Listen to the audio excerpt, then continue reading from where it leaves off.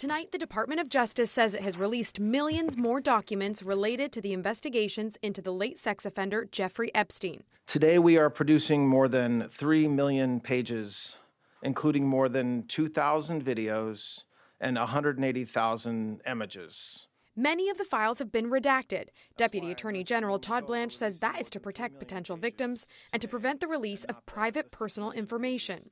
The document dump comes more than 40 days past a deadline set by federal law.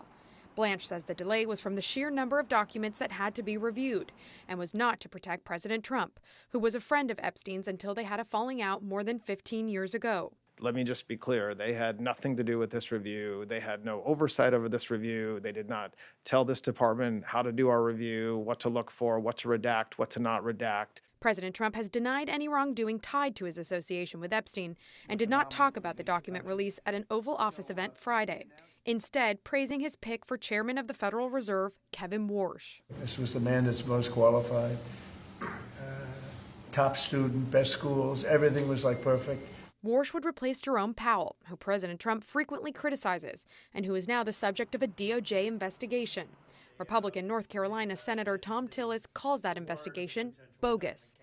And while he says Warsh is qualified, Tillis insists he will oppose the confirmation of any Fed nominee until the DOJ investigation into Powell is over. This all happening as the Senate races to beat a midnight deadline to avoid a partial government shutdown.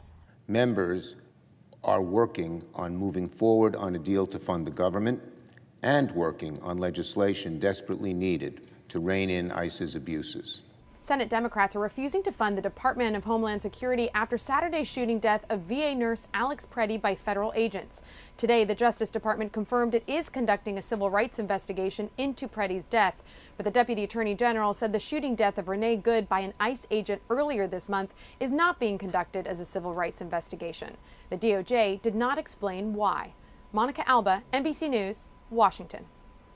Congressional Democrats are accusing the Department of Justice of holding back half of the Epstein investigation documents. Originally, the DOJ said it had 6 million pages, but only released about 3 million. The Deputy Attorney General says investigators initially collected more documents than necessary that turned out to not be related to Epstein.